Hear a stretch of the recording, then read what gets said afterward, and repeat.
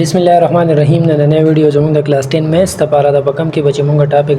डिस्कस कऊ simultaneous equations simultaneous equation जे कम दा से त वही न दा डेफिनेशन दा दे ची more than one equation which are satisfied by the same values of the variables the definition मतलब दा दे چې کله موږ سره د یو نه سیوا ایکویشنز راشي او هغه ایکویشن په سیم ویریبل باندې ډیفاین شوی یعنی په دې کې ویریبل ایکس وای دی او په دې کې هم ویریبل ایکس وای وي دا په سیم ویریبلز باندې ډیفاین شوی وي نو دغه ویریبلز چې تاسو معلوم کې د ایکس ویلیو معلومه کې او د وای کوم ویلیو معلومه کې تاسو سره یو آرډر فیر راشي آرډر فیر مطلب دا دی چې یو پکې د ایکس ویلیو راشي او بل چې کوم دا د وای ویلیو راشي دی ته ویل شي آرډر فیر نو دغه د ایکس او وای ویلیو کچره تاسو په دې ایکویشن کې فوټ کې او دا ایکویشن تاسو سره سټیسفای کی یعنی لیفت ساید او د رائټ ساید برابر راځي او یا دغه ویلیو تاسو راواله په دې ایکویشن کې فوټ کې او دا تاسو سره لیفت ساید د رائټ ساید برابر راځي نو داسې ایکویشنز ته بیا موږ وایو چې دا سیملټینیس ایکویشنز دي یعنی دلته کې موږ سره د ایکس وای ویلیو چې کوم دا یو دا آرډر فیر راغلی او بل آرډر فیر موږ سره دا راغلی نو دا لومبنه ویلیو تاسو ته ایکس شو کوي او دا دویمه ویلیو چې کوم دا وای شو کوي نو که چېرې تاسو دا ویلیو راواله په دې ایکویشن کې پټ کې یعنی د ایکس په ځای 1 پټ کې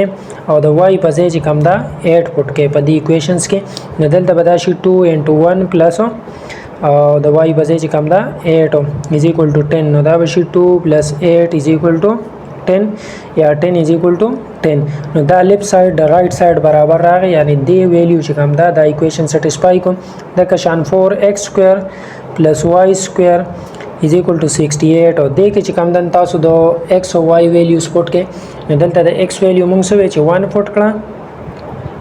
او د y ویلیو چې کوم دن هغه موږ سب پټ کړه 8 او سکوير is equal to 68 نو دا براشي 4 او د 8² 64 راځي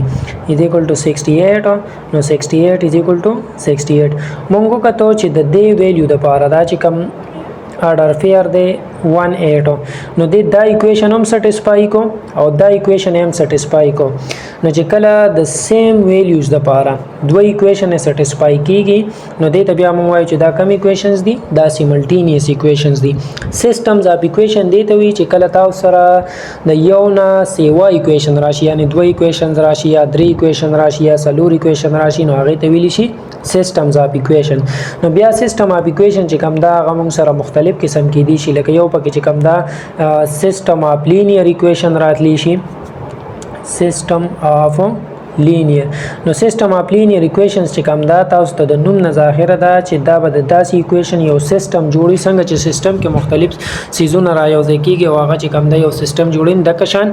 لینیر ایکویشن سیستم چې کوم دا هغه دیته وي چې تاسو سره په دې کې کوم ایکویشنز وي نو هغه ټول تاسو سره سوي لینیر وی لکه دلته کې موږ سره دا یو ایکویشن راغی چې 2x + y = 4 او بل راغی x - y = 6 نو دا دوا چې کوم ایکویشنز دي ته ویل شي سیستمز اف لینیر ایکویشنز یعنی په دې کې دواړه ایکویشنز دي لینیر راغلي نو په دې سیملټینیس ایکویشن کې بچ کوم دا مونږه ډیفرنٹ ټایپ سټډي کو چونګه دا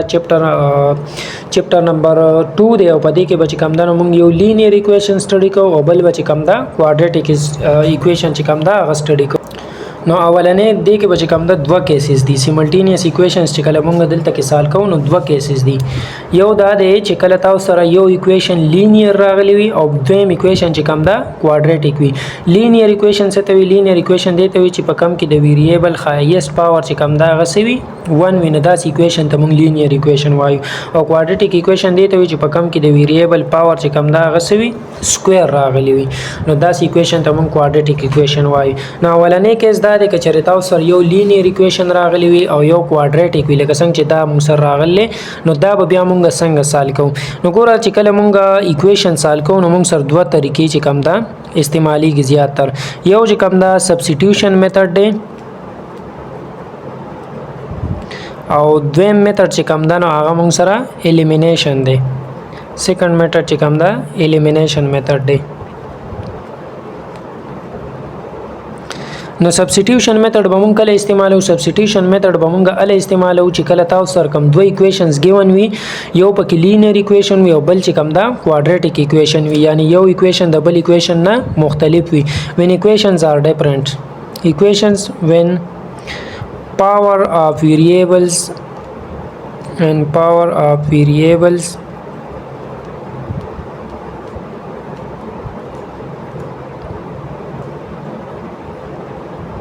چې کوم ایکویشنز مونږ سره ګیون وي دا هغه کې چې کوم د ویریبلز پاورز وي هغه ډیفرنٹ وي یعنی تاسو سره یو کوادریټک راغلی دلته کې د پاور x سکوير دی دلته د پاور سره x پاور 1 دی یعنی سیم پاور د پاروم تاسو چې کوم دنو دغه استعمالول شي سبسټیټیوشن میتھډ او دلته د دې کیس خبره مونږ کوو نو کچره تاسو په سبسټیټیوشن میتھډ استعمالوي چې کله د ویریبل پاور چې کوم دا هغه سوي